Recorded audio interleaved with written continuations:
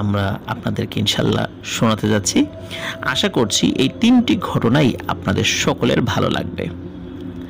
মাছ ধরা কেন্দ্রিক ঘটনা রয়েছে, মর্গ রিলেটেড ঘটনা রয়েছে এবং আরও একটি ঘটনা রয়েছে। এই 3টি ঘটনা আশা করছি আপনাদের অনেক অনেক ভৌতিক অনুভূতি জাগাবে ইনশাল্লাহ। প্রিয় লিসেনার্স, প্রথম যে ঘটনাটি আমি আপনাদের সাথে শেয়ার করতে যাচ্ছি, এই ঘটনাটি আমাদেরকে পাঠিয়েছেন মীর শিহাব। মীর শিহাবের কিন্তু অনেকগুলো ঘটনা আমরা ইতোমধ্যে আমাদের চ্যানেলে আমরা আপলোড করেছি, সকলেরই ভালো লেগেছে।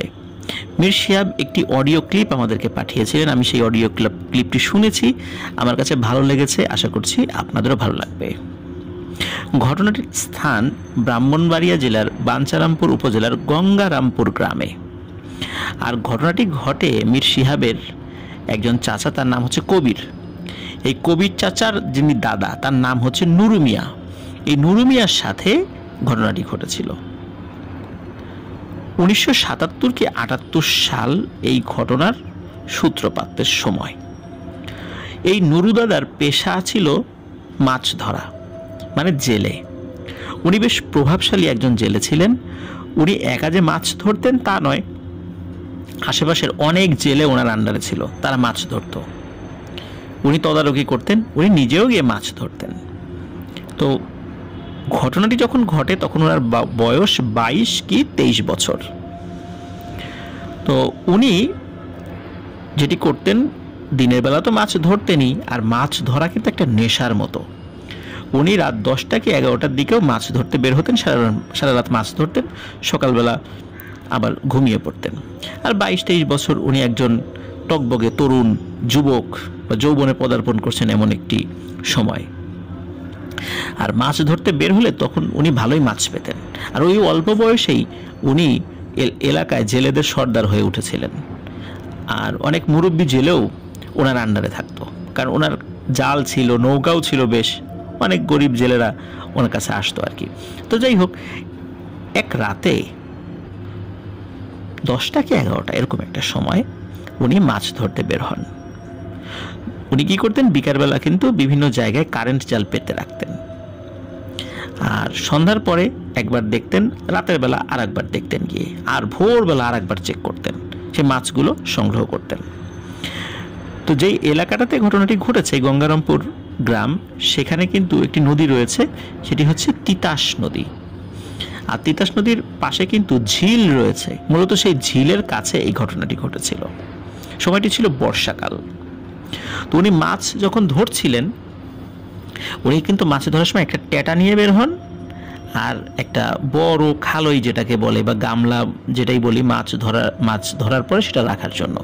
তো কারেন্ট জালটা চেক করার জন্য প্রথমে বের হন। কারেন্ট জাল একবার চেক করার পরে তখন আবার ট্যাটা নিয়ে বের হন।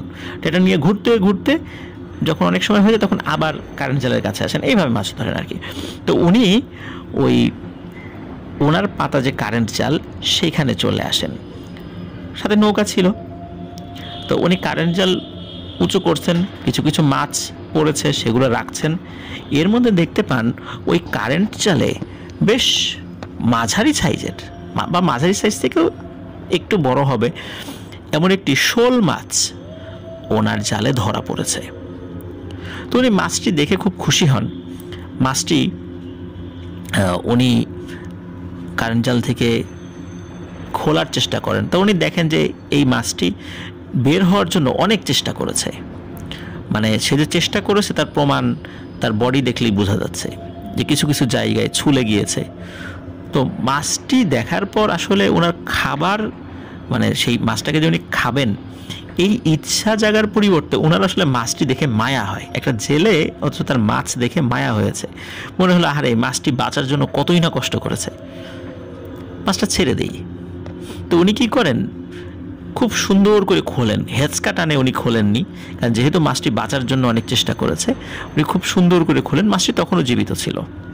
খোলার পরে মাছটিকে এক হাত দিয়ে একটু আদর করে হাত বুলিয়ে, মাথায় হাত বুলিয়ে ওটাকে আবার পানির মধ্যে ছেড়ে দেন। তো মাছটি বেশ পরিশ্রান্ত ছিল, সে ছোটার জন্য অনেক চেষ্টা করেছে, দুর্বল হয়ে পড়েছিল। তো মাছটি আস্তে আস্তে সাঁতার কেটে পরে পানির মধ্যে মিলিয়ে যায়। উনি এটা দেখতে পান যে ও মাছটি আবার সাঁতার কেটে চলে গেল। তো ঘটনাটা এখানেই আপাতত ওই রাতের মতো শেষ। উনি স্বাভাবিকভাবে মাছ ধরে বাড়িতে চলে আসেন। এর কয়েকদিন পরে উনি রাতের বেলা মাছ ধরতে গিয়েছেন, তো রাত প্রায় 3টা সাড়ে 3টা হয়েছে, তখন আর মাছ ধরা শেষ, উনি বাড়িতে ফেরত আসছিলেন। তো আস্তে আস্তে ওই যে ঝিলের কথা বললাম, সেই ঝিলের একটা জায়গায় মানুষ আবার গোসল করে। তো উনি দেখতে পাচ্ছেন দূর থেকে পানি নড়ছে, মনে হচ্ছে যে কেউ গোসল করছে। আমার মনে হচ্ছে না, কেউ গোসল করছে না, ওখানে বড় আকৃতির কোনো মাছ হবে, মাছ ওখানে সাঁতার কাটছে। অনেক সময় এরকম হয় যে কোনো একটা নির্দিষ্ট জায়গায় বড় আকৃতির কোনো মাছ চলে আসে।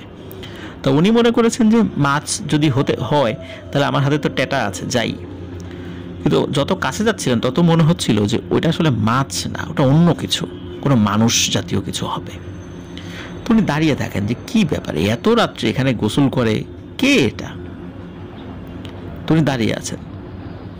তো অল্প সময়ের মধ্যে তিনি দেখেন ওই পানির মধ্যে থেকে বড় আকৃতির একটা মাথা উঠে আসছে, তারপর গলা, তারপর বুক, তারপর পেট, মানে ওইটা একটা মানুষের মতো, কিন্তু সেটি অনেক বড় আকারে, অনেক বড়, প্রায় 30-40 হাত লম্বা এরকম হবে। হেঁটে হেঁটে তার দিকে আসছে। সে এতটা ভয় পায় যে সে তার পা 1 ইঞ্চি পর্যন্ত নড়াতে পারে না, মানে 1 ইঞ্চি যে নড়াবে সেই সুযোগও সে পাচ্ছে না। ভয়ে সে কাঁপাকাঁপি শুরু করে দিয়েছে, মনে করছে জীবন আমার এখানেই শেষ। যখন ওই জিনিসটি কাছে আসে তখন চাঁদের আলোতে দেখতে পায় ওই জিনিসটির সারা শরীর ভরা লোম, লোম দিয়ে টপ টপ করে পানি পড়ছে, যেহেতু পানির নিচ থেকে উঠে এসেছে, আর চেহারাটা বিভৎস রকমের। কিন্তু ওই লোকটি কাছে এসে ওই নুরু মিয়াকে বলে, নুরু মিয়া আসসালামু আলাইকুম, তুমি ভালো আছো? তো এত সুন্দর মোলায়েম কণ্ঠে তার সালাম, এবং সে কেমন আছে এটা জিজ্ঞেস করা মাত্র সে খুব অবাক হয় যে এই ধরনের একটা ভয়ঙ্কর জিনিস মাছ ধরতে গিয়ে প্রায়শই অনেক গল্প শোনা যেত, ওনার সাথে কখনো এর আগে ঘটেনি, এই জিনিসটা এসে আমার সাথে এত ভালো ব্যবহার করছে। তখন সে ওয়ালাইকুম আসসালাম বলে, যে আলহামদুলিল্লাহ ভালো আছি, আপনি কেমন আছেন? তখন বলে, হ্যাঁ আমিও ভালো আছি, আমি তোমার অপেক্ষাতেই ছিলাম, তোমার সাথে দেখা করব কিন্তু সুযোগ হয়ে উঠছিল না, তোমার সাথে লোক থাকে, কিন্তু তোমার সাথে দেখা করা তো আমার জন্য খুব জরুরি, তোমার তো একটা ধন্যবাদ প্রাপ্য তুমি। বলে, কি ব্যাপার, আমি কি করলাম, আমার সাথে কেন দেখা করতে চাচ্ছিলেন? তখন নুরু মিয়ার মনে সাহস আসে। তখন বলে, কয়েকদিন আগে তুমি একটা শোল মাছকে জাল থেকে ছেড়ে দিয়েছিলে, তোমার কি মনে আছে? বলে, হ্যাঁ আমার মনে আছে। বলে, তুমি ওটা কেন ছেড়ে দিয়েছিলে? তখন বলে যে আসলে ওই মাছটি দেখে আমার খুব মায়া হয়, নর্মালি আমার মাছ দেখে মায়া হয় না যেহেতু আমি জেলে, কিন্তু কেন জানি আমার মায়া হয়, আমি ছেড়ে দিই। বলে, ওটি তুমি কি জানো যে ওটা কে ছিল? বলে, না আমি তো জানি না। বলে, ওইটা আমার ছোট ছেলে ছিল, আমি হচ্ছি এই ঝিল, তোমরা যে ঝিলে মাছ ধরো, এই ঝিল এলাকায় যত জিন আছে সেই জিনদের সর্দার। তো আমার ছোট ছেলে চঞ্চল প্রকৃতির, সে রাতের বেলা মাছের রূপ ধরে সাঁতার কাটতে ভালোবাসে। তো আমি কি করি, ও যেহেতু ছোট, ওর সাথে আমার অনুগত আরও কিছু জিনদেরকে দিয়ে দেই যাতে ওকে পাহারা দিতে পারে। কিন্তু ওই রাত্রে সে সাঁতার কাটছিল একটা শোল মাছের রূপ ধরে। আমার অনুগত যে জিনেরা তারা তাকে বলে যে তুমি সামনে এগোয়ো না, সামনে জাল থাকতে পারে, আটকে যাবা। কিন্তু আমার ছোট ছেলেটা কথা শুনছিল না, সে সকলের কথা অমান্য করে সামনে এগিয়ে গিয়ে তোমার জালে ধরা পড়ে। আর জিনেরা যদি কোনো মানুষের ফাঁদে ধরা পড়ে যায় তখন সে কিন্তু তার রূপ পরিবর্তন করে আর ছুটতে পারে না, সে তার রূপ পরিবর্তনও করতে পারে না, সে ওভাবেই আটকে থাকে, ওভাবেই তার জীবন শেষ হয়ে যায়। তোমার জালে আটকানোর পরে আমার অনুগত যে সমস্ত জিনেরা আছে তারা ছোটানোর অনেক চেষ্টা করেছে, কিন্তু ওই সময় আমি এলাকাতে ছিলাম না, আমি অনেক দূরে ছিলাম। আমার কাছে তথ্য আসে একটু দেরিতে যে আমার ছেলে আটকা পড়েছে। তখন আমি দ্রুত আসতে আসতে আমি দেখি আমার ছেলে আহত অবস্থায় বাড়িতে ফেরত এসেছে। আমি জিজ্ঞেস করি সব কথা যে কি হয়েছিল। তখন আমার ছেলে বলে যে ওই দয়ালু জেলে আমাকে ছেড়ে দিয়েছে। তারপর তোমার সম্পর্কে আমি তথ্য সংগ্রহ করি, তোমার সাথে আমি দেখা করব, এই জন্য আমি অপেক্ষা করছিলাম। তো আজকে তুমি যেহেতু একা আসছো, আমি আমার যে সুরত সেই সুরতেই তোমার সামনে আসলাম। তখন নুরু মিয়া ভয়ও পাচ্ছিল, অবাকও হয়, খুশি হয় যে না, সে একটা জিনের সন্তানকে বাঁচাতে পেরেছে। তখন ওই জিনটি বলে, আমি তোমার একটা উপকার করতে চাই, তুমি যেহেতু আমার সন্তানকে বাঁচিয়ে দিয়েছো, আমার স্ত্রী আমাকে বলেছে অবশ্যই যেন তোমার আমি কোনো উপকার করি, তো আমি তোমার একটা উপকার করতে চাই। আমি খবর নিয়েছি তুমি টুকটাক কবিরাজি করো, কবিরাজি বিদ্যা জানো, যেহেতু তুমি টুকটাক কবিরাজি করো, আমরা জিনেরা কবিরাজি রিলেটেড অনেক বিষয় আমরা জানি, এই জন্য তোমাকে আমি একটি আংটি দিচ্ছি, তুমি এই আংটিটি সবসময় হাতে পরে থাকবে। এই আংটিটি তোমার যতদিন সাথে থাকবে ততদিন আমার অনুগত অনেক জিনেরা তোমার সাথে থাকবে এবং তোমাকে অনেক কবিরাজি বিষয়গুলো শেখাবে, কিন্তু তুমি ভয় পেও না, তুমি ভয় পাবা না। এবং তুমি শুধু কবিরাজি ট্রিটমেন্ট না, যদি কারো কখনো জিনে ধরে তুমি সেখানে যাবা, সেখানে গেলে ওই জিনে ধরা রোগী কিভাবে ভালো হবে সেটা আমরা দেখব, এটা নিয়ে তোমার কোনো দুশ্চিন্তা নেই। কিন্তু তোমার জন্য একটা কঠোর নির্দেশনা রয়েছে, সেটি হলো তুমি কখনো শোল মাছ খাবা না। তুমি যদি শোল মাছ খাও তাহলে আমরা তোমাকে আর কোনো সাহায্য সহযোগিতা করতে পারবো না, আমরা তোমার কোনো ক্ষতি করবো না, এটাও ওয়াদা করছি, কিন্তু তোমার কোনো সাহায্য সহযোগিতা করতে পারবো না। আর আমরা যদি তোমাকে কোনো সাহায্য সহযোগিতা না করি তখন অনেক দুষ্টু জিনেরা তোমার পিছু লেগে যাবে এবং তখন কিন্তু তারা তোমাকে ক্ষতি করবে, এই জন্য কখনোই শোল মাছ তুমি খাবা না। তিনিও প্রতিশ্রুতি দেন যে হ্যাঁ আমি শোল মাছ খাবো না। তখন তার বয়স 22 কি 23 বছর, টকবগে যুবক। তো ওই সময়ে ওই জিনটি তাকে একটি আংটি দেয় এবং সেই আংটিটি হাতে পরে রাখে। এরপর থেকে উনি কবিরাজি কাজগুলো শুরু করে। শুরুতেই বলেছি যে উনি কিন্তু আগে থেকেই টুকটাক কবিরাজি করতেন, মানে এমনি গাছপাতা দিয়ে কিছু ওষুধ তৈরি করা, সাধারণ কিছু ট্রিটমেন্ট। কিন্তু জিনেদের ওই কথায় উনি আরও কিছু ট্রিটমেন্ট শুরু করেন এবং জিনেরা ওনাকে এসে কিছু কিছু জিনিস শেখাতো, স্বপ্নের মধ্যে শেখাতো। সামনাসামনি আসলে উনি ভয় পাবেন, ক্ষতি হতে পারে ওনার, ভয়ে যদি উনি ক্ষতি হয় ওনার পরিবারের ক্ষতি হয়, জন্য ওরা সামনাসামনি খুব কম আসতো। ওই জিনদের সর্দার সে কিছু জিনকে অ্যাসাইন করে দিয়েছিল যে তার জন্য কোনো সমস্যা না হয়, ও কবিরাজি করতে গেলে ওকে সহযোগিতা করবা। তো এইভাবে উনি চলছিলেন, কোনো সমস্যা হতো না। তো 1 বছর 2 বছর 3 বছর এইভাবে দীর্ঘ সময় কিন্তু চলে যায়। বয়স হয়ে যাচ্ছিল ওনার, এবং একটা সময় কি হয়, ওনার বয়স যখন 40+ হয়ে যায় তখন উনি অনেক কিছু মনে রাখতে পারতেন না, ভুলে যেতেন, মানে এটাকে বলে ডিমনেশিয়া। তো এটা ভুলে যাওয়া এক ধরনের একটা সমস্যা, উনি ভুলে যেতেন অনেক কিছুই। তো যাই হোক, একবার কি হয়, কুমিল্লার হোমনা যে উপজেলা, ওই হোমনা উপজেলার এক গ্রামে উনি জিন ছাড়াতে যায়। এটা 2002-3 সাল এরকম আর কি। তো ওই হোমনা উপজেলার একটি গ্রামের জিন ছাড়াতে যায়। তো জিন ছাড়াতে গেলে ওখানে উনি বুঝতে পারেন যে ওই জিনে ধরা রোগীর 7 জন জিন অ্যাটাক করেছে। তো 7 জন জিন অ্যাটাক করেছে এবং 7 জন জিন একসাথে কথা বলছে। 7টা মানুষ যদি একসাথে কথা বলে কেমন শোনা যায়, ওই একই কণ্ঠে 7 জন একসাথে কথা বলছে। আবার কথা মাঝে মাঝে এমন হয় যেমন 7 জন মানুষ একসাথে, মানে এক জায়গায় থাকলে কেউ কারোর সাথে কথা বলছে, আবার সাইডে আরেকজন কথা বলছে, যেরকম শোনা যায়। তো একজন মানুষের কণ্ঠেই এইরকম সাউন্ড আসছে, যেমন একটা মাছ বাজারে যেরকম সাউন্ড হয় ওই রকম সাউন্ড আর কি।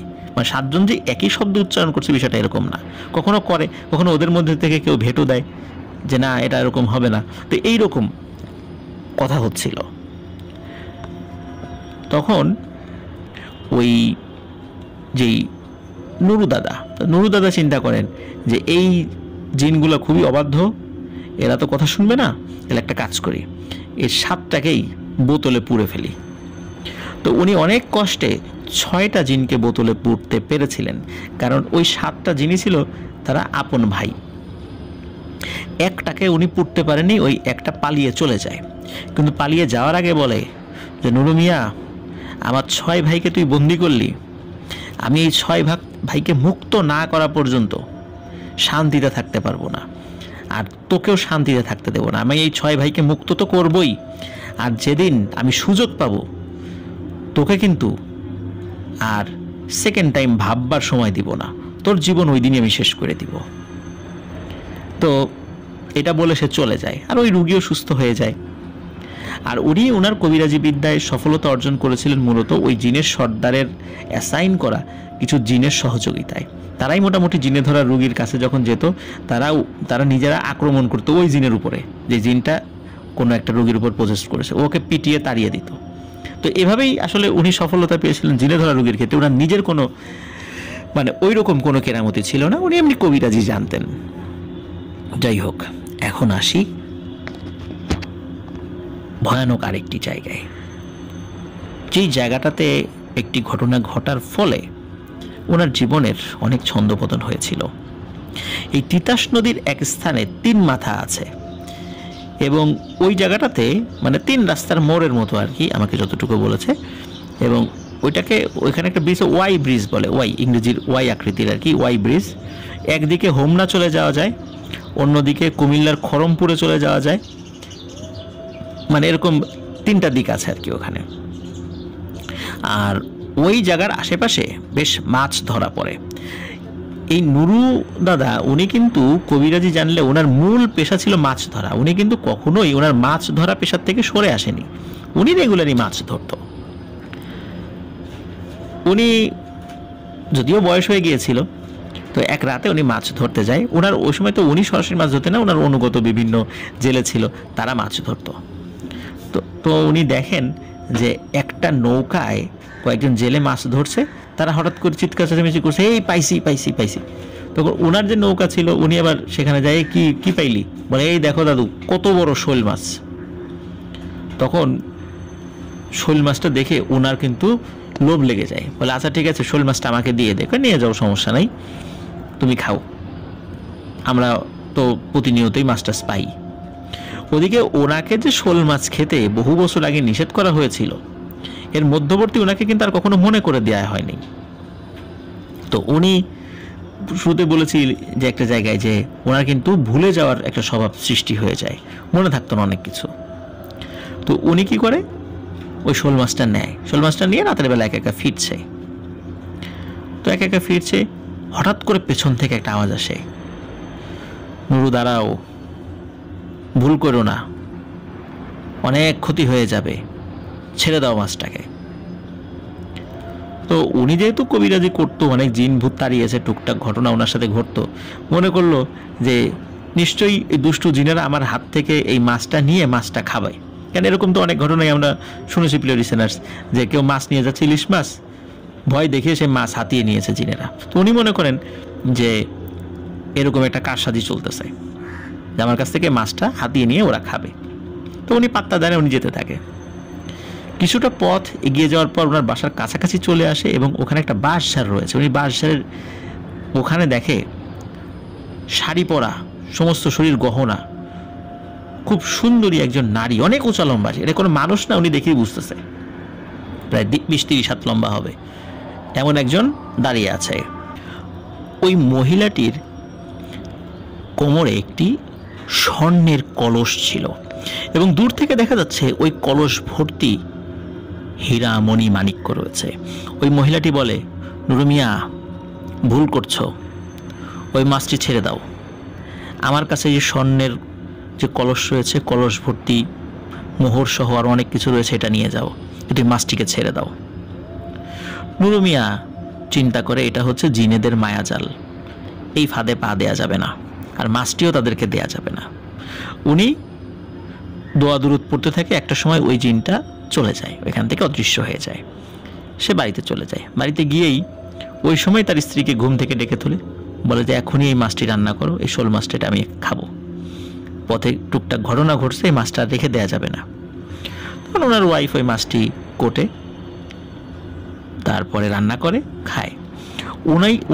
ওনার কিন্তু মোটেও মনে ছিল না যে বহু বছর আগে ওনাকে বারবার বলা হয়েছে কখনো সে যেন শোল মাছ না খায়, কিন্তু উনি এটি ভুলে গেছেন। ওনাকে দুইবার মনে করায় দেওয়ার সত্ত্বেও উনি সেটা ভ্রুক্ষেপ করেননি। যাই হোক, উনি ফজরের নামাজ পড়ে ঘুমিয়েছেন মাস্টার্স খেয়ে আর কি, পরিবারের সদস্যদের সহ। 3-4 ঘন্টা ঘুমানোর পরে ঘুম থেকে উনি উঠেছেন, হাত মুখ ধুতে গিয়ে দেখেন ওনার হাতে সেই আংটিটি নেই, যে আংটিটা জিনেরা দিয়েছিল। এত বছর যেটি উনি পরেছিলেন সেই আংটিটি ওনার হাতে নেই। ওই আংটিটি পরে থাকতে থাকতে ওনার আঙ্গুলে কিন্তু দাগ হয়ে গিয়েছিল।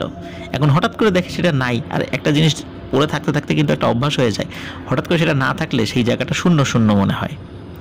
তো উনি দেখে আংটি নাই, আংটি কোথায় গেল? পরিবারের সদস্যদেরকে জিজ্ঞেস করে কেউ আংটি আঙ্গুল থেকে খুলেছে কিনা? বলে না, কেউ তো খোলে নাই। সারা বাড়ি তন্ন তন্ন করে খোঁজে, কিন্তু আংটি কোথাও খুঁজে পায় না। ওই দিন থেকেই নুরু মিয়ার অসুস্থতা শুরু হয়। প্রথমে সর্দি কাশি, তারপর শুরু হয় জ্বর। ওই রাতে সেই অবয়বটিকে নুরু মিয়া স্বপ্নে দেখে। তো তিনি স্বপ্নে দেখেন যে ওই যে অবয়বটি, সে এসে বলছে যে নুরু, তোমাকে কতবার করে বলছিলাম যে তুমি শোল মাছ খাও না, তুমি কথাই শুনলা না। মানলাম তুমি ভুলে গেছো, কিন্তু তোমাকে মনে করা দেওয়ার জন্য তো আমার 2 জন লোক গেছিল, তারা তো চেষ্টা করেছে তোমাকে মনে করানোর জন্য। কি কাজটা করলা তুমি? তুমি কেন ওই মাছটা ছেড়ে দিলা না? আর ওই মাছটা জিন ছিল না, এটা সত্য, কিন্তু ওই মাছটা কেন তুমি খেলা? ওই মাছটা খাওয়ার ফলে তুমি যে শুধু নিজের ক্ষতি করেছো তা না, তুমি আমাদেরও ক্ষতি করেছো। প্রথম কথা হলো যে আংটিটি তোমাকে দেয়া হয়েছিল, এই আংটিটি আমার নিজের একটা সম্পত্তি ছিল। তুমি শোল মাছ খাওয়ার ফলে ওই আংটিটি অদৃশ্য হয়ে গেছে। বিষয়টা এরকম না যেটা আমরা নিয়ে গেছি। ওই আংটির একটা ক্ষমতা ছিল, সেই ক্ষমতাটাও শেষ হয়ে গেছে। এখন আমরা তোমাকে কোনোভাবে সাহায্য সহযোগিতা করার যদি ইচ্ছাও থাকে করতে পারবো না, কারণ তুমি শোল মাছ খাওয়ার ফলে তোমার কাছে আমরা যেতে পারছি না। এখন তুমি এত বছর ধরে যে জিনে ধরা রোগীদের ট্রিটমেন্ট করেছো, এই জিনগুলো এখন তোমার ক্ষতি করবে। আমরা দূর থেকে দেখা ছাড়া তোমার আর কোনো সহযোগিতা করতে পারবো না, খালি দূর থেকে দেখব দর্শক হয়ে, তোমার তো সহযোগিতা আর আমরা করতে পারবো না। জানতাম যে এই ঘটনা ঘটবে, এই জন্য তোমার পেছনে লোক লাগিয়ে রেখেছিলাম, তোমাকে স্মরণ করে দিলাম, তারপরও তুমি কেন এই কাজটা করলা? এখন তোমার কি উপায় হবে? আমরা তো আর তোমার এখন কিছু করতে পারবো না। তখন উনি স্বপ্নের মধ্যে তাকে অনেক অনুনয় বিনয় করেন। তখন ওই জিনটি বলে যে আমাদের ক্ষমতা শেষ, অন্তত তোমাকে সহযোগিতা করার বেলায় আর এখন কিছুই করার নেই। তুমি নিজে সাবধানে চলবা, আমরা তোমাদের কোনো ক্ষতি করব না, কিন্তু তুমি নিজে সাবধানে থাকবা। অন্য জিনেরা তোমার ক্ষতি করবে এবং ক্ষতি করার সর্বক্ষণিক চেষ্টা করে যাবে। ওনার স্বপ্নের মধ্যে উনি যখন এই বিষয়গুলো জানতে পারেন, ওনার ঘুম ভেঙে যায়। উনি খুব আফসোস করেন যে কি করলাম এটা। এমনিতে ভুলে যাওয়ার সমস্যা ছিল, তারপর মনে করে দেওয়ার পরও কেন আমার মনে পড়লো না, বা কেন এই কাজটা করলাম না, আমি কেন এই ভুলটা করলাম। উনি খুব আফসোস করতে থাকে। এদিকে উনি অসুস্থ হতে থাকে। উনি নিজে কবিরাজ হওয়ার পর আরও ভালো কিছু কবিরাজের কাছে যান। সেই কবিরাজরা কিছু ট্রিটমেন্ট বা কিছু তদবির দিয়ে দেয়, তাতে কোনো ফল হচ্ছিল না। এক রাতে উনি একটা গ্রাম থেকে ফিরছিলেন। তো ফেরার সময় হঠাৎ করে মানে প্রতিমধ্যে লম্বা আকৃতির বিভৎস চেহারার একজনের সাথে দেখা হয়। তখন বিভৎসভাবে হাসি দিয়ে সেটি বলে, কি নুরু মিয়া, চিনতে পারছো আমারে? চেনার তো কথা না, কিন্তু বললে চিনবা। আমি হচ্ছি সেই 7 ভাইয়ের এক ভাই যাকে তুমি ধরতে পারো নাই। অনেক দিন তো অপেক্ষায় ছিলাম আমি, অনেকগুলা জিন তোমার পাহারা দিত, কাছে যেতে পারতাম না। তোমার হাতে একটা আংটি ছিল, ওইটার একটা ক্ষমতা ছিল, আমি কাছে যেতে পারতাম না। কিন্তু এখন তো তোমার আর কোনো ক্ষমতা নেই, তোমার জারি জুরি শেষ। তোমাকে যে পাহারাদাতা যে জিনগুলো ছিল ওরা তো তোমার এখন কাছে আসতে পারে না, সুতরাং এখন তোমার কি হবে? তো এই কথা শোনার পর নুরু মিয়া তো যা দোয়া দুরুদ জানে পড়তে থাকে। ওই সময়ের মতো ওই জিনটি চলে যায়, সে বাড়ি ফেরত চলে আসে, এসে বলে এই ঘটনা। এর কয়েকদিন পরে আবার উনি লোকসহ ফিরছিলেন, মানে কোনো একটা জায়গায় গিয়েছিলেন, লোকসহ ফিরছিলেন, তিতাস নদীর কোনো একটা জায়গা পার হচ্ছিলেন। হঠাৎ করে মাঝ নদীতে নৌকা আটকে যায় এবং নৌকা এলোমেলোভাবে দুলতে থাকে। তখন উনি বুঝতে পারেন যে অবস্থা খারাপ, ওই জিনটি তাকে আক্রমণ করেছে। তখন উনি দেখতে পান যে দূরে পানির মধ্যে থেকে বুদবুদি উঠছে এবং মনে হলো বড় একটা মাথা পানির নিচ থেকে ভেসে উঠল এবং বিভৎসভাবে হাসি দিল। হাসি দিয়ে বলল, নুরু মিয়া, এত সহজে তোমারে মারবো না, অপেক্ষা করো, তুমি মরার পরে আমার 6 ভাইকে আমি মুক্ত করব, জাস্ট খালি অপেক্ষা করো। এই বলে সে আবার পানির নিচে ডুব দিয়ে চলে যায়। তখন আবার নৌকার দুলুনিটা ঠিক হয়ে যায়। সাথে থাকা লোকজন খুব ভয় পায় যে হায় হায় কি হবে এখন। যাই হোক, ওই যাত্রায় বেঁচে যায়। এভাবে কিন্তু কয়েক মাস করতে করতে বছর ঘুরে যায়। তখন উনি চিন্তা করেন যে সেই উপকারী জিনের কাছে উনি আবারও যাবেন, কাকুতি মিনতি করবেন যদি কোনো সহযোগিতা করতে পারে। উনি এক রাতে যেই জায়গাটাতে তার সাথে দেখা হয়েছিল বহু বছর আগে, যদিও উনি অনেক কিছু ভুলে যেতেন কিন্তু এইসব বিষয় তার মনে ছিল, তো সেইখানে গিয়ে তাকে ডাকাডাকি করেন কিন্তু কোনো সারা শব্দ নেই। উনি যখন ফেরত যাচ্ছিলেন তখন পেছন থেকে অদৃশ্যভাবে আওয়াজ আসে, নুরু মিয়া, তোমার সামনে আমি আসতে পারতেছি না, তুমি সেই পথ রুদ্ধ করে দিছো, আমার কিছুই করার নেই, তুমি আল্লাহ আল্লাহ করো আর সাবধানে থাকো, এছাড়া আমার আর কিছু বলার নাই তোমার জন্য। তো যাই হোক, ওই সময় সে অনেক কাকুতি মিনতি করে কিন্তু বলে যে আমার কোনো ক্ষমতা নাই এখন আর। নুরু মিয়া বাড়ি চলে যায়। 2007 সালের কোনো এক দিনের বেলা নুরু মিয়া গোসল করতে গিয়েছিল পুকুরে। তো পুকুরে গোসল করতে গিয়েছিল দুপুরবেলা। গোসল করতে গিয়ে উনি আর উঠে আসেনি। লোকজন তাকে খোঁজাখুঁজি করতে যায়। ওই পুকুরে কাদার মধ্যে, মানে পানির নিচে যে কাদা রয়েছে, কাদার মধ্যে তাকে কোমর পর্যন্ত ডুবন্ত অবস্থায় পাওয়া যায় এবং মৃত অবস্থায় তাকে উদ্ধার করা হয়। ওনার মৃত্যুর আগে যত ঘটনা ঘটেছিল তিনি তার পরিবারের সাথে শেয়ার করেছেন বলে আমরা আপনাদেরকে জানাতে পারলাম। কিন্তু ওনার মৃত্যুটা আসলে কিভাবে হয়েছিল, চোরা কাদায় পড়ে গিয়েছিলেন নাকি প্যারানর্মাল কোনো ঘটনার ফলে তার মৃত্যু হয়েছিল, যেহেতু উনি মারা গেছেন কাউকে তো বলে যেতে পারেননি। তবে সকলে বলেন, পরিবারের সদস্যরা বলেন যে তাকে ওই যে 7 ভাইয়ের এক ভাই যে বাইরে ছিল, যাকে আটক করতে তিনি সক্ষম হননি, সেই জিনটি তাকে হত্যা করেছে হয়তো। এভাবেই নুরু দাদার জীবনের সমাপ্তি ঘটে। প্রিয় লিসেনার্স, এই ঘটনা থেকে আমরা কিন্তু কয়েকটা বিষয় জানতে পারলাম। অনেকেই প্রশ্ন করেন, জিনেরা নিজেরাই তো মাছ খেতে পারে, তাহলে অন্যের ধরা মাছ কেন খেতে হয়, কেন ভয় দেখায় অন্যদেরকে? এই প্রশ্নের উত্তরটা হলো এটাই, সেটা হলো যে কিছু মানে পিশাচ প্রকৃতির জিন যারা অনেক শক্তিশালী, ওরা নিজেরা মাছ ধরে খেতে পারে। কিন্তু অধিকাংশ জিনেরাই যারা মাঝারি আকারের শক্তিশালী জিন বা নিম্ন শক্তিধর জিন, ওরা সরাসরি মাছ ধরে খাওয়াটা তাদের জন্য অনেক কঠিন। এই জন্য মানুষ যদি মাছ ধরে সেগুলো তারা খেতে পারে। আর কোনো জিন যদি কোনো অন্য রূপ ধরে এবং ওই রূপে যদি মানুষের হাতে ধরা পড়ে যায়, তাহলে নাকি সে তার রূপ চেঞ্জ করতে পারে না, ছুটতেও পারে না, যতক্ষণ না পর্যন্ত তার মৃত্যু হয়। এরকম একটি বিষয় আমরা এই ঘটনা থেকে জানতে পেরেছি।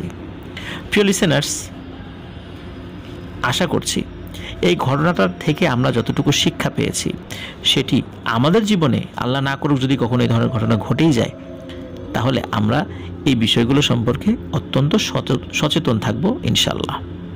প্রিয় লিসেনার্স, আশা করছি এই ঘটনাটি আপনাদের ভালো লেগেছে। আমরা চলে যাচ্ছি আমাদের পরবর্তী ঘটনায়।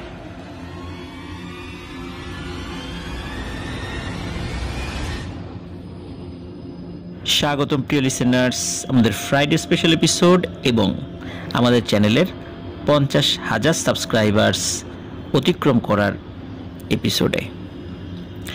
আমি এখন যে ঘটনাটি আপনাদেরকে শোনাতে যাচ্ছি, এই ঘটনাটি আমাদেরকে পাঠিয়েছেন ভারতের পশ্চিমবঙ্গ থেকে সাজ্জাদ হোসেন ভাই। সাজ্জাদ হোসেন ভাই কিন্তু এর আগেও বেশ কয়েকটি ঘটনা আমাদেরকে পাঠিয়েছিলেন, আর এখন যে ঘটনাটি তিনি পাঠিয়েছেন এটি একটি ডোমের ঘটনা। আপনার ডোম রিলেটেড অনেক ঘটনাই শুনতে চান, তো উনি একজন ডোমের কাছ থেকে সরাসরি ঘটনা সংগ্রহ করে আমাদেরকে জানিয়েছেন। তো ডোম যেভাবে বলেছে ঠিক সেভাবেই তিনি আমাদেরকে লিখেছেন, আর আমিও চেষ্টা করছি ঠিক ডোমের ভাষায় আপনাদেরকে এই ঘটনাটি পড়ে শোনাতে। আশা করছি এটি আপনাদের ভালো লাগবে। নামটি বলছি না সঙ্গত কারণে। কারণ এখনও আমি সেই হসপিটালে ডোম হিসেবে কর্মরত আছি। আমি একটি সরকারি হসপিটালের ডোম। আসলে আমরা যে ধরনের কাজ করি সে কাজগুলো সুস্থ মস্তিষ্কে করা সম্ভব নয়, তাই কাজ করার আগে আমরা কিছুটা মদ্যপান করে থাকি। যাই হোক, মূল ঘটনাতে আসি। ঘটনাটির সময়কাল আজ থেকে প্রায় 10 থেকে 15 বছর আগে হবে। সেদিন রাতে ওই অঞ্চলের থানা থেকে একটি লাশ আসে। রাত 1:30টার মতো বাজে তখন। লাশের সাথে থাকা 4 জন পুলিশ সদস্য ছিলেন। পুলিশ সদস্যদের মধ্যে একজন আমাকে জানায়, সাবধানে, চোখ কান খোলা রেখে কাজ করবে কিন্তু। আমি খুব অবাক হই যে পুলিশ সদস্যরা একটি লাশ কাটার ক্ষেত্রে সতর্কতা অবলম্বন করতে বলছে। সতর্কতা আমাদের তো এমনিতেই থাকে, কিন্তু কেন চোখ কান খোলা রেখে কাজ করতে বলছে? আরও বলে, যত দ্রুত সম্ভব লাশ কেটে আমাদের কাছে হ্যান্ডওভার করো। আমরা হসপিটাল অপেক্ষা করছি। তখন আমি সেই পুলিশ সদস্যকে জানাই, স্যার, আজ 22 বছর এই কাজ করছি। অনেক ছোটখাটো সমস্যার সম্মুখীন হতে হয়েছে, কিন্তু বড় ধরনের কোনো অসুবিধায় এখনো আমি পড়িনি। আশা করছি আজও হবে না। পুলিশ সদস্য বলেন, অসুবিধা না হোক সেটাই তো আমি চাই। এই বলে তিনি সহ অন্য সদস্যরা সেখান থেকে চলে যান। আমি আর আমার হেল্পার ওই লাশটিকে স্ট্রেচারে উঠিয়ে কাজের জন্য সরঞ্জাম নিয়ে লাশের উপর থাকা কাপড়টা সরাতেই দেখতে পেলাম এটি একটি ছেলের লাশ। তার বয়স আনুমানিক 25 থেকে 27 বছর হবে। লাশটার বুকের বাম পাশে যেখানে হৃৎপিণ্ড থাকে সেখানে কেউ একটি ধারালো ছুরি দিয়ে কেটে হৃৎপিণ্ডটাকে ছিঁড়ে ফেলেছে। এছাড়াও দেখতে পেলাম লাশের একটি চোখ উপড়ে ফেলা, হাতের ও পায়ের নখগুলোও উপড়ানো, বাম পাশের কানটা অর্ধেক ছেঁড়া আর বাকি অংশটা নেই। আর সেই লাশের শরীর থেকে দুর্গন্ধ আসছিল। লাশটি মনে হচ্ছিল 2-3 দিন আগের। আমার হেল্পার নতুন হওয়ার কারণে সেসব দৃশ্য সহ্য করতে না পেরে বমি করতে থাকে। বাধ্য হয়ে আমি তাকে বলি, তুই বাইরে গিয়ে বস, তোর কাজ করতে হবে না এখন, আমি কাজ শেষ করে তাড়াতাড়ি আসছি। হেল্পার চলে যায় বাইরে বারান্দায়। আমি লাশটা কাটছি। সেই সময় আমার মনে হলো লাশটার একবার তার চোখটা খুলল, যে চোখটা মানে উপড়ে ফেলা হয়নি, আবার সেই চোখটি বন্ধ করে নিল। আমি মনের ভুল ভেবে কাজ করতে থাকি। আমি সেই লাশের হাতের ও পায়ের উপড়ানো নখগুলোতে তুলো গুজে গজ দিয়ে ব্যান্ডেজ করে দিচ্ছিলাম। ঠিক তখনই মনে হলো পায়ের আঙ্গুলগুলো নড়ছে। আমি এবারও বিষয়টাকে ইগনোর করে কাজ শেষ করে ফেললাম। এবার মাথার খুলিটা সেলাই করে ফেললাম, আর তারপর ওপ্রানো চোখের গর্তে তুলো ঢোকাতে যাব। ঠিক তখন মনে হলো ওই চোখের উপর দিকে কপালের যে অংশটা রয়েছে সেখানে কিছু একটা নড়াচড়া করছে, মানে চামড়ার নিচে কোনো একটা জিনিস নড়াচড়া করছে বলে মনে হচ্ছে।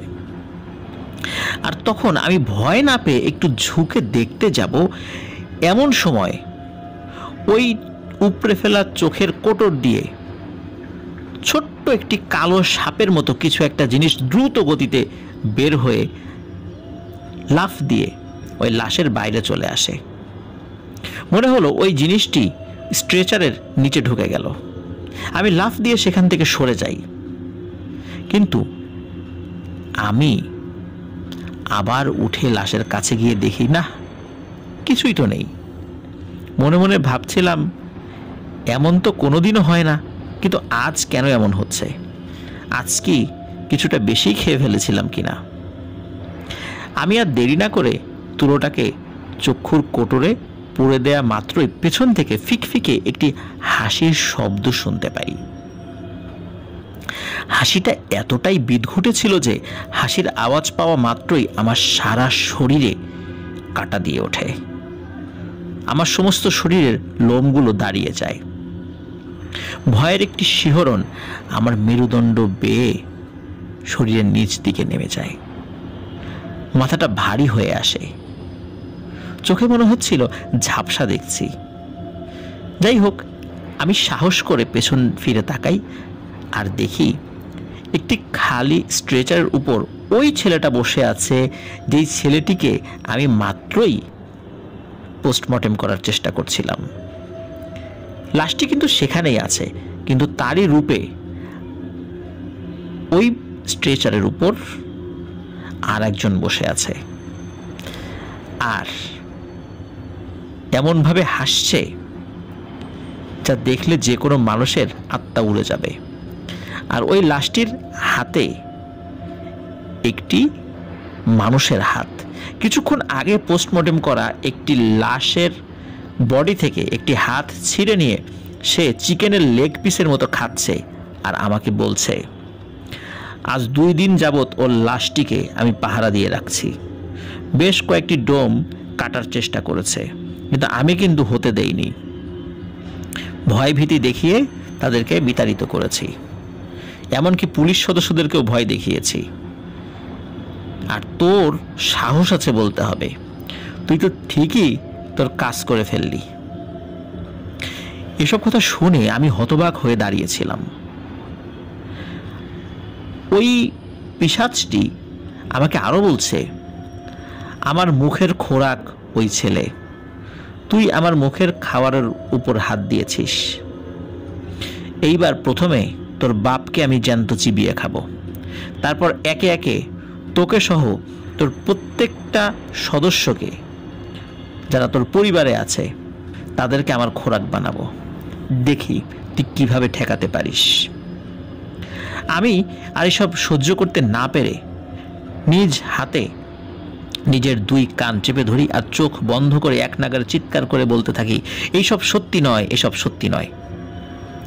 এসব বলার কিছুক্ষণ পর আমি ফিল করলাম ঘরটা হালকা হয়ে গেছে।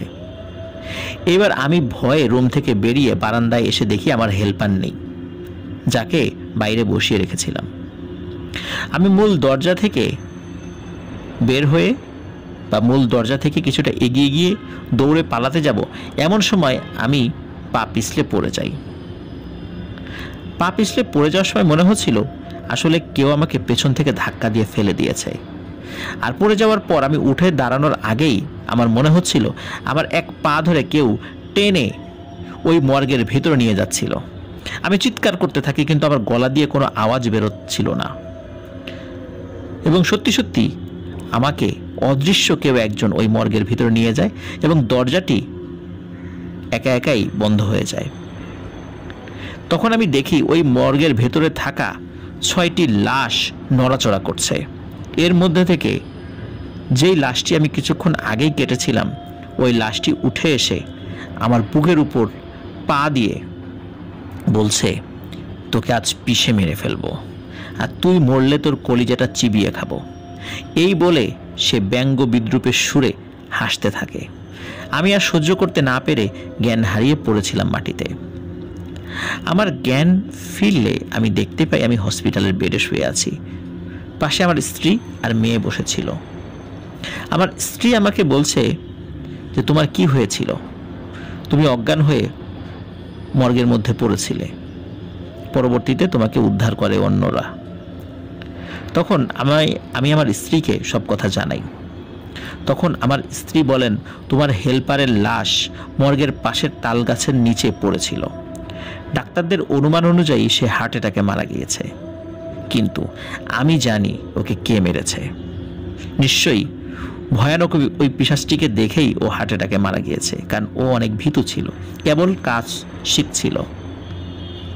হসপিটাল কর্তৃপক্ষ সেদিনই আমাকে ছুটি দেয়। আমি বাড়ি ফেরত আসি। আমি অসুস্থ থাকার কারণে হসপিটাল থেকে বেশ কিছুদিন ছুটি পাই। আমি যেদিন বাড়ি ফিরি সেই দিন রাতে আমার বাড়ির টালির চালে কারো হাঁটার শব্দে আমার ঘুম ভাঙে। ঘুম ভেঙে দেখি আমার স্ত্রী আমাকে বলছে, চুপ, একদম শব্দ করবা না। একদম ফিসফিস করে আমাকে বলল, তার মানে হচ্ছে শব্দটা আমি এবং আমার স্ত্রী দুজনেই শুনছিলাম। আমার মেয়ে তখনও ঘুমাচ্ছিল। আর কিছুক্ষণ পর আমার ঘরের জানালায় নক করার শব্দ পাচ্ছিলাম, আর তার সাথে সেই হৃদয়ে কাঁপানো কণ্ঠে হাসি ভেসে আসছে। আমার স্ত্রী ও আমি তখন ভয়ে ঈশ্বরের নাম করছিলাম, আর আমার ধর্মের একটি মন্ত্র, যেটাকে গায়ত্রী মন্ত্র বলে, সেটি জপছিলাম। সকালের আলো ফোটার সময় সব থেমে যায়। আমরা আর এক মুহূর্ত দেরি না করে আমাদের এলাকার এক পুরোহিতের কাছে যাই। পুরোহিত মশাইকে সব কিছু জানাই। উনি আমাদেরকে বলেন, তুমি এক পিশাচের পাল্লায় পড়ে গিয়েছ। যাই হোক, উনি বলেন যে তোমরা 7 দিন নিরামিষ খাবে, আর কিছু রিচুয়ালের কথা বলেন। পুরোহিতের পরামর্শ অনুযায়ী সেই রিচুয়ালগুলো আমি আমার বাড়িতে করি। এরপর থেকে আজ অবধি এই বিষয়টি নিয়ে আর কোনো সমস্যা হয়নি।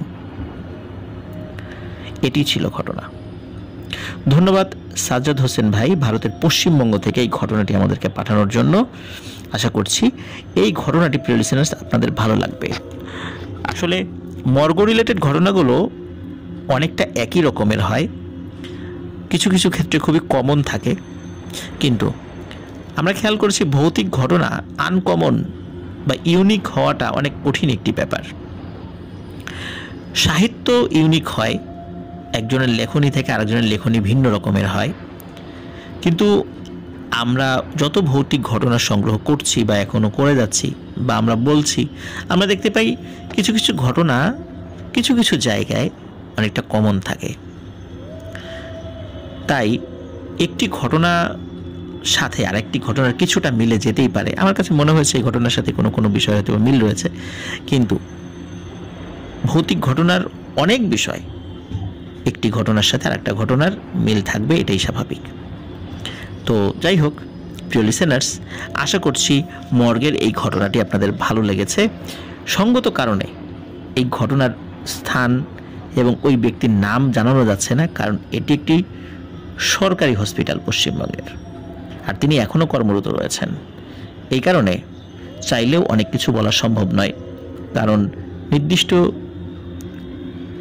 করে কোনো একটি বিশেষ স্থাপনা নিয়ে কোনো বিষয় বলার ক্ষেত্রে বাধ্যবাধকতা রয়েছে। অনেক কিছু ভাবনা চিন্তা করে বলতে হয়, এই জন্য আমরা অনেক তথ্য বলতে পারি না। তবে মূল বিষয়টি আপনাদের সামনে উপস্থাপন করার চেষ্টা করেছি। তো যাই হোক প্রিয় লিসেনার্স, আমরা চলে যাচ্ছি আমাদের এই এপিসোডের পরবর্তী ও শেষ ঘটনায়।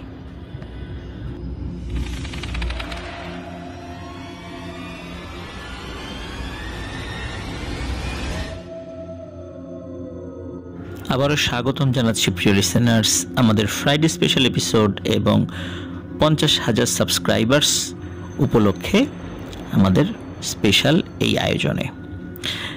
এখন যে ঘটনাটি আমি আপনাদের সাথে শেয়ার করতে যাচ্ছি, এই ঘটনাটি আমাদের এই এপিসোডের তৃতীয় এবং শেষ ঘটনা। ঘটনাটি খুবই অদ্ভুত একটি ঘটনা।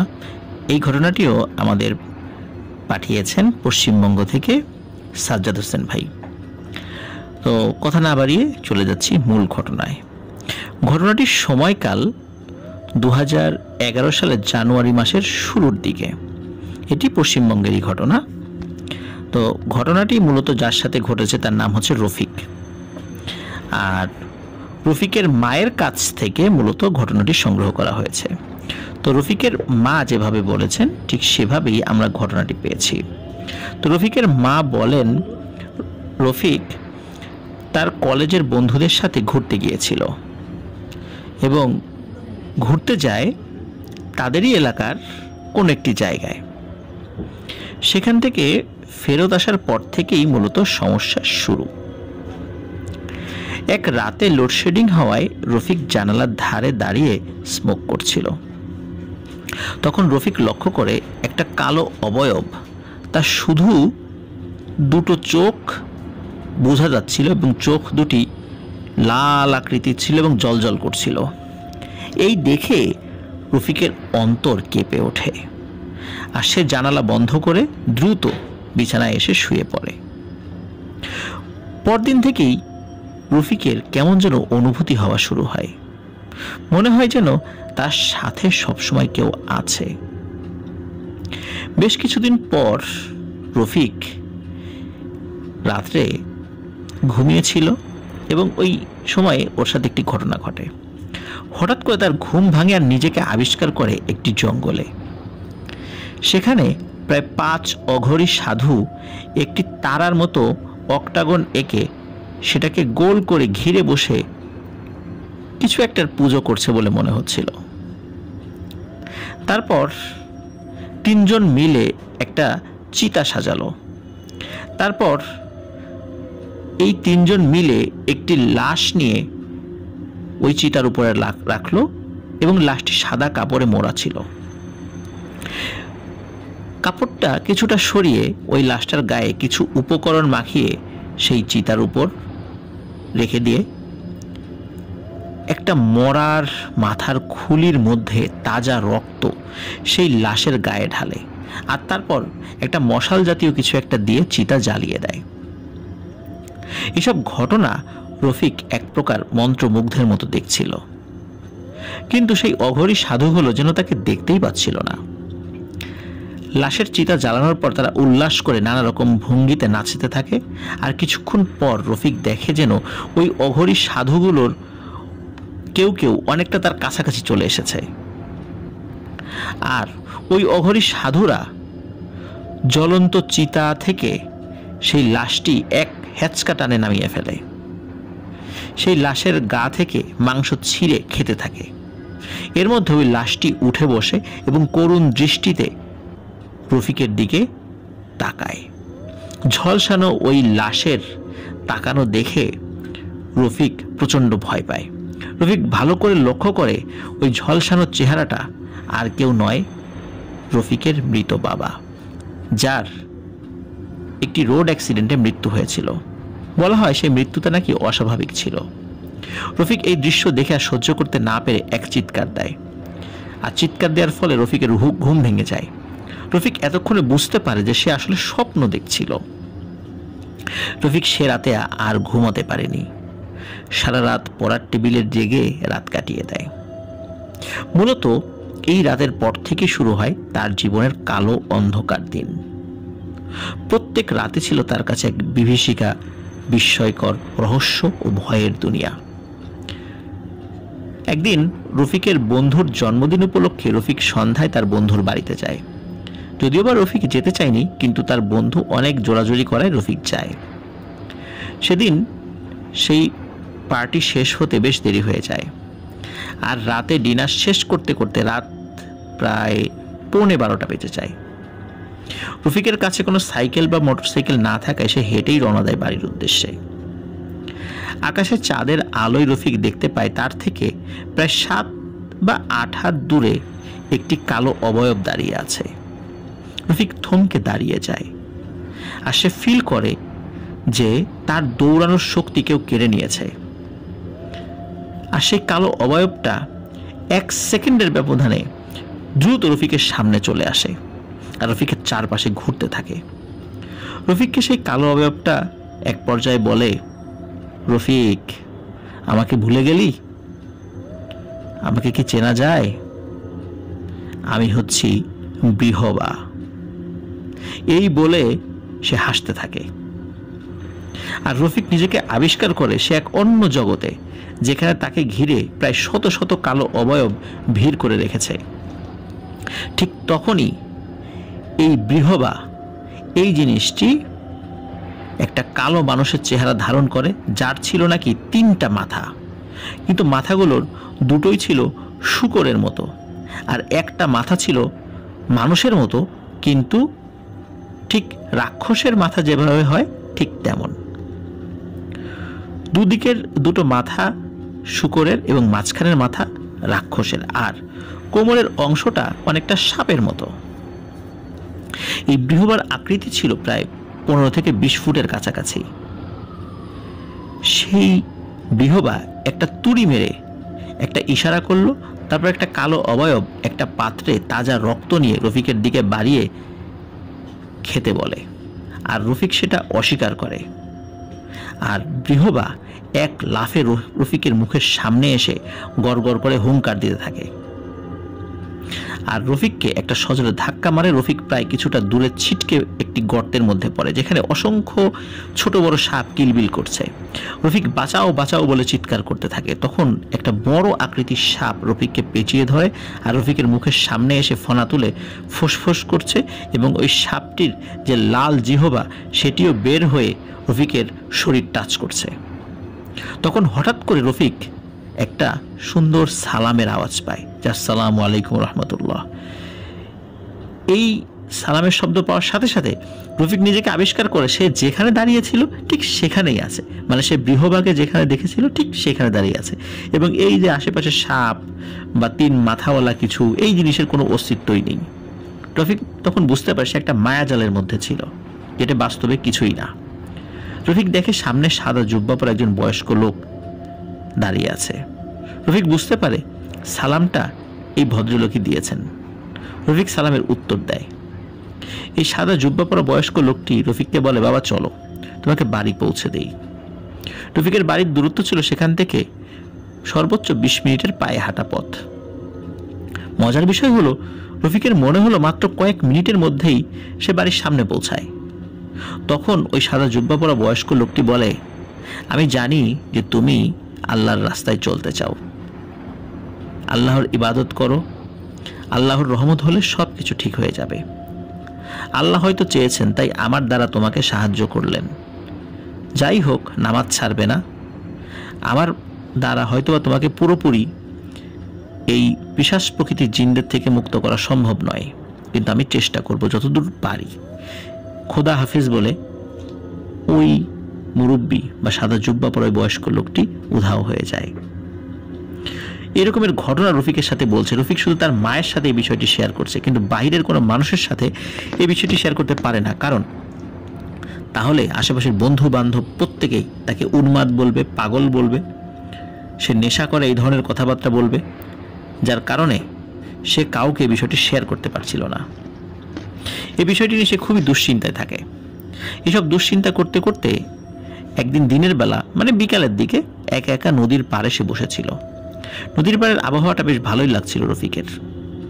সন্ধ্যা নামার মুহূর্তে রফিক চিন্তা করে এখন বাড়িতে যেতে হবে, সন্ধ্যার পরে এক মুহূর্তে এখানে থাকা যাবে না।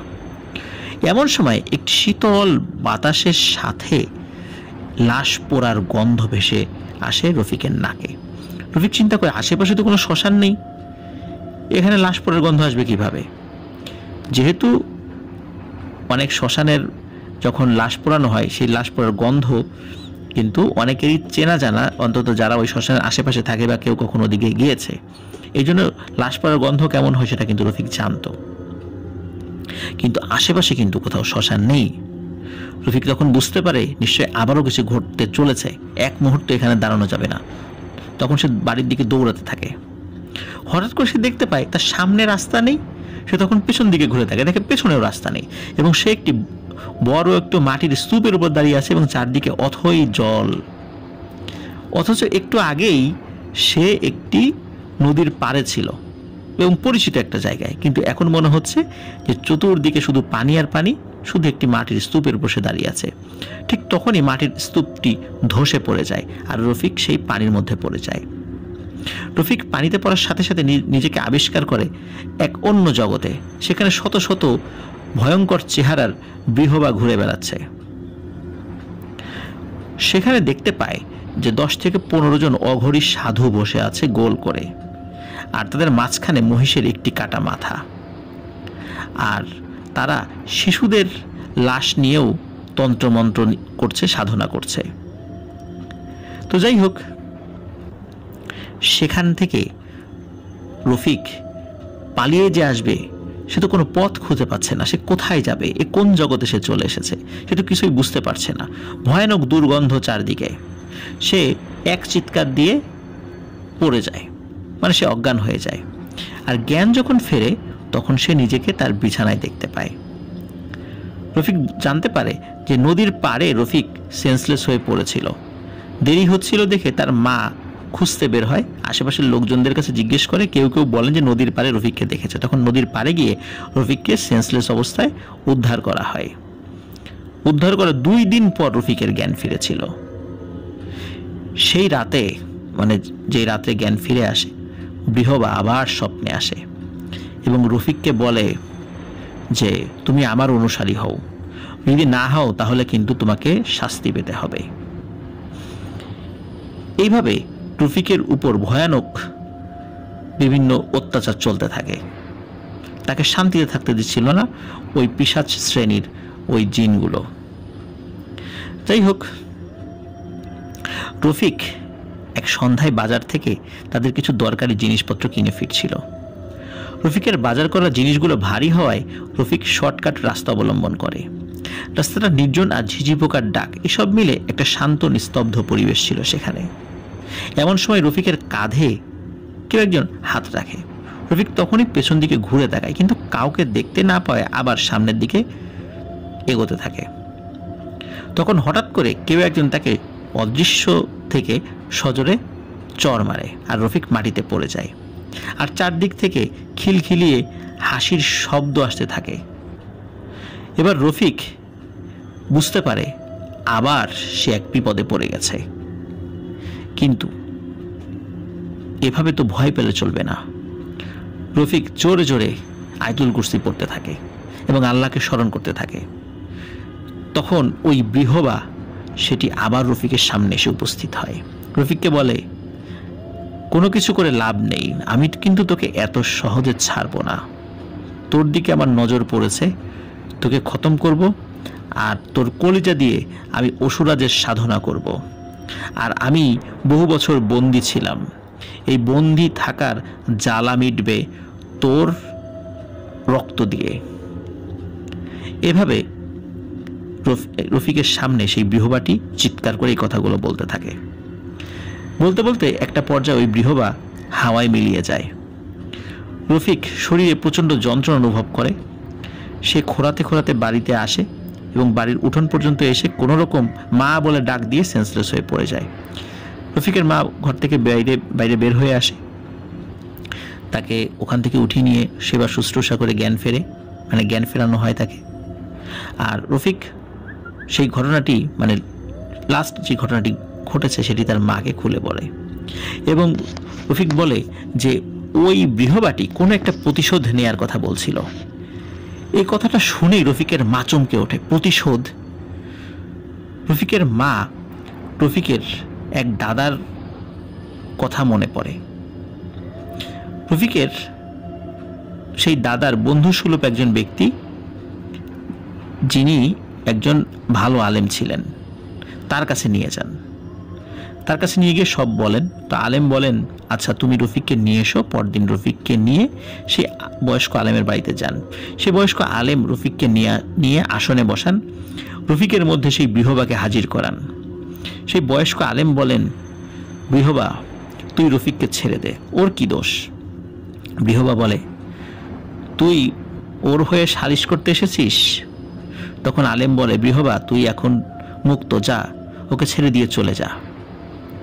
আমরা যে ভুল করেছিলাম সেই ভুলটি তো ও করেনি, তোকে আটকে রেখেছিলাম আমরা, কিন্তু ওকে কোনো ক্ষতি করিস না। কিন্তু বৃহবা বলে, তুই যদি ওকে কোনো সাহায্য করতে চাস তাহলে তোর বংশ নির্বংশ করব, আর ওর দাদার পাপের শাস্তি ওকে পেতেই হবে। ওর দাদাকে তো শাস্তি দিতে পারিনি, কিন্তু ওর বাবাকে কিন্তু ঠিকই রোড অ্যাক্সিডেন্টে মেরে দিয়েছি, এবার ওর পালা। সে বয়স্ক আলেম রফিকদেরকে বলে, আমার বয়স হয়েছে, তাই আগের মতো শক্তি ও সামর্থ্য নেই, আর থাকলেও হয়তো বা ওর সঙ্গে পেরে উঠতাম না, কারণ এই বৃহবা সাধারণ কোনো জিন নয়। ওই বৃহবা হলো অসুর রাজের প্রধান পূজারী।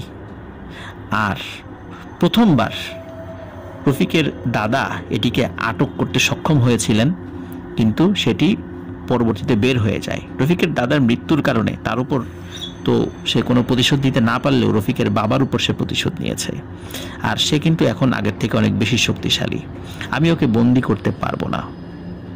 কিন্তু রফিকের কি হবে? রফিকের সাথে এখনো এই ঘটনা ঘটে চলছে। আর এই প্রতিশোধ, যে প্রতিশোধের কথা বৃহবা বলছে, এই প্রতিশোধ সামনে কি হবে এটি এখনো কেউ জানে না। প্রিয় লিসেনার্স, আশা করি আমাদের ঘটনা আপনাদের ভালো লেগেছে। ঘটনা ভালো লাগলে লাইক, কমেন্ট ও শেয়ার করে আমাদের সাথে থাকুন। পরবর্তী ঘটনা শোনার আমন্ত্রণ জানিয়ে আজকের মতো এখানেই বিদায় নিচ্ছি। আসসালামু আলাইকুম।